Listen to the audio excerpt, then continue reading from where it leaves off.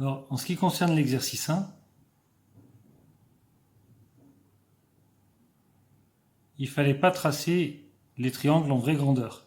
Heureusement, parce que 37,5 cm, ça va être compliqué de le faire rentrer dans une feuille. Par contre, rien n'empêche, et c'est même fortement conseillé, de faire des figures à main levée.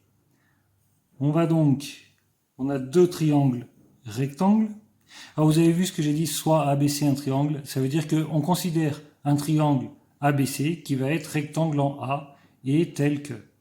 D'accord? On considère un triangle ABC qui va être. C'est très souvent qu'on voit soit machin, soit ABC un triangle, soit un cercle C, soit C un cercle de centre haut, ainsi de suite. Alors un triangle rectangle ABC, il est rectangle en A. D'accord? Alors, B, C, je vais avoir AB 8 cm et AC 15 cm. Je fais un triangle volontairement un petit peu plus grand. DEF, il est rectangle en F.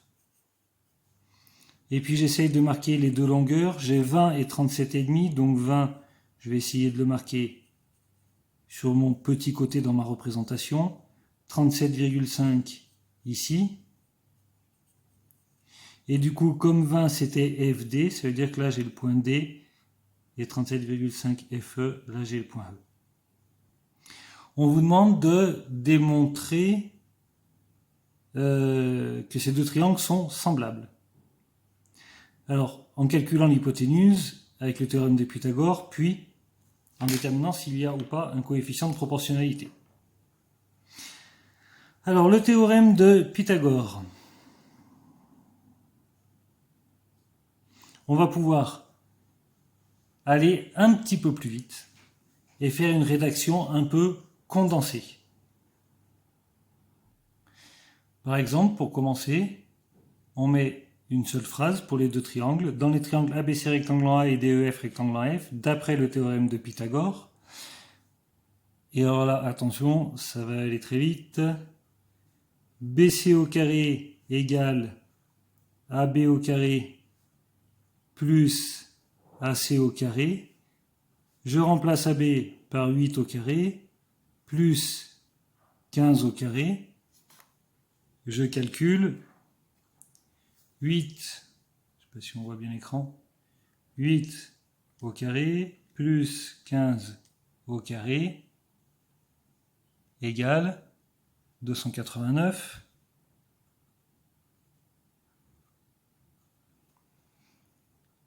BC égale racine de 289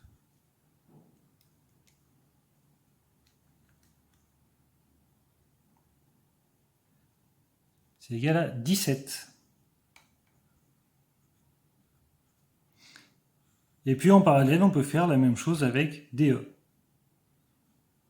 DE au carré égale DF au carré plus FE au carré. J'ai pas la place, donc je vais à la ligne juste pour marquer 20 au carré plus 37,5 au carré.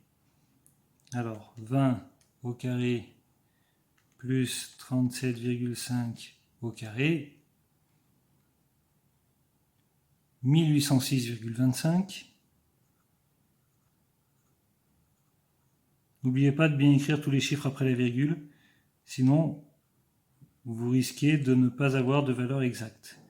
DE, c'est racine carrée de 1806,25. Et du coup, racine carrée de 1806,25, 42,5.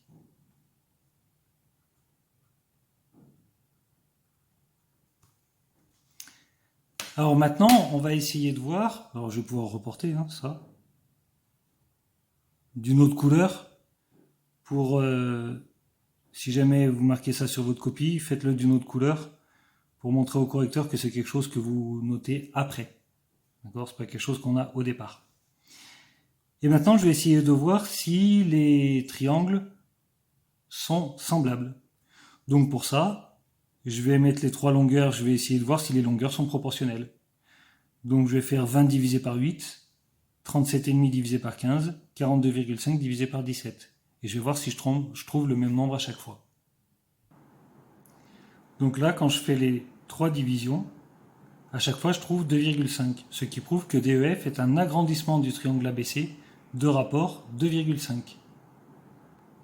Une autre façon de voir les choses, c'est de tout mettre dans un tableau. Je mets ABC, les trois longueurs, je mets DEF, les longueurs qui correspondent. Donc 8, la longueur qui va correspondre, c'est 20.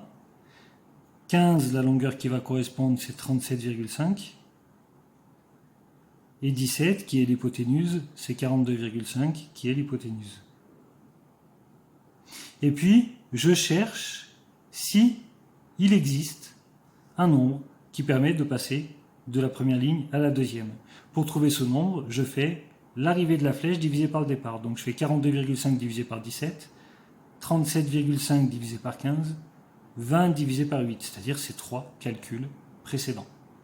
Je le trouve, c'est 2,5. Donc il existe un coefficient de proportionnalité qui est 2,5. Comme 2,5 est plus grand que 1, c'est un coefficient d'agrandissement. Alors des fois je dis un agrandissement de rapport 2,5 ou de coefficient 2,5, c'est la même chose.